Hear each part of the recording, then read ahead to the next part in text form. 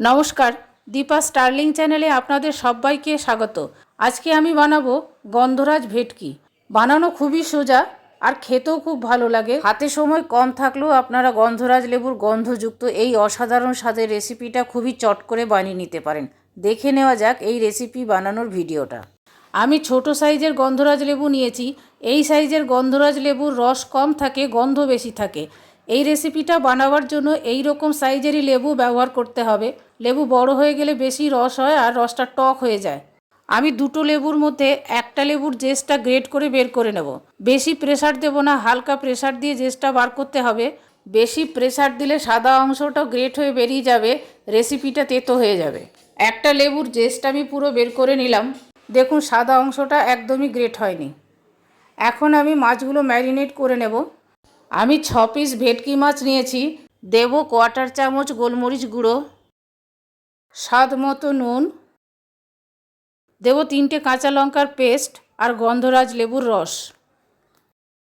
যে লেবুর থেকে জেসটা আমি বের করেছিলাম ওই লেবুর থেকে যে রসটা বেরোবে পুরোটাই আমি দিয়ে দেব। এই রেসিপিতে ম্যারিনেশন দুবার হবে। প্রথমবার ম্যারিনেশনের সময়ই লেবুর রসটা দেব, সেকেন্ডবার আর দেব না।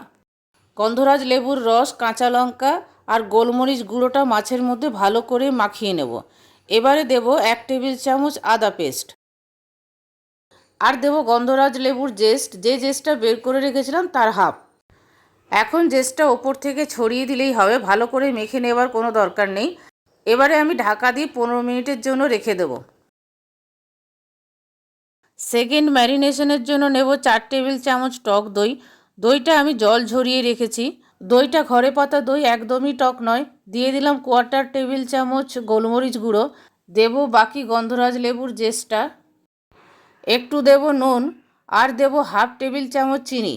চিনিটা কম বেশি করতে হবে দইয়ের টকের উপর নির্ভর করে। দই যদি বেশি টক হয় তাহলে চিনিটা একটু বেশি দেবেন, আর দই যদি কম টক হয় চিনিটা এই রকম পরিমাণেই দেবেন। দেব 2 টেবিল চামচ ফ্রেশ ক্রিম। বাড়িতে যদি ফ্রেশ ক্রিম না থাকে দুধের সরটা ফেটিয়েও দিতে পারেন। সব কিছু ভালো করে ফেটিয়ে নেব। এমনভাবে ফেটাতে হবে দইটা একদম ক্রিমের মতো হয়ে যাবে। এবারে দইয়ের মিশ্রণটা মাছগুলোতে ভালো করে মাখিয়ে নেব। সব মাছগুলোতে মাখানো হয়ে গেছে। প্রথমবার ম্যারিনেশনের পর যে জুসটা ছিল সেটাও এর সাথে দিয়ে দেবো। এবারে ঢাকা দিয়ে রেখে দেব 7-8 মিনিট। ঢাকাটা খুলে মাছের পিসগুলো আমি অন্য একটা জায়গায় নিয়ে নেব। ভেটকি মাছ খুবই নরম মাছ, একসাথে চাপাচাপি করে দিলে ভেঙে যাবে, সেই জন্য জায়গাটা একটু ছড়ানো নিতে হবে। দইয়ের মিশ্রণটাও উপর থেকে দিয়ে দেব।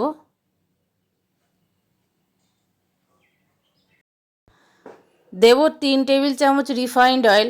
আপনারা রিফাইন্ড অয়েলের পরিবর্তে সর্ষের তেলও দিতে পারেন। ওপর থেকে দেব 4টে গন্ধরাজ লেবুর পাতা।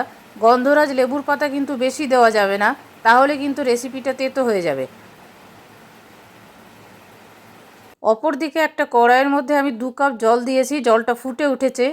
এর মধ্যে একটা স্ট্যান্ড দিয়ে মাছের বাটিটা বসিয়ে দেব। দেব 3টে চেরা কাঁচা লঙ্কা। রান্নাটা ভাপে হবে, ঢাকা দিয়ে দেব 15 মিনিটের জন্য। 15 মিনিট পরে ঢাকাটা খুলব।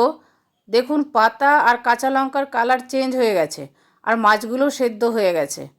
আমি 2 কাপ জল দিয়ে বসিয়েছিলাম, জলটা শুকিয়ে গেছিলো, মাঝখানে আরও 2 কাপ জল দিয়েছি। লেবু পাতাগুলো আমি এবারে তুলে ফেলে দেব। লেবু পাতা বেশিক্ষণ রাখলে রেসিপিটা তেতো হয়ে যাবে।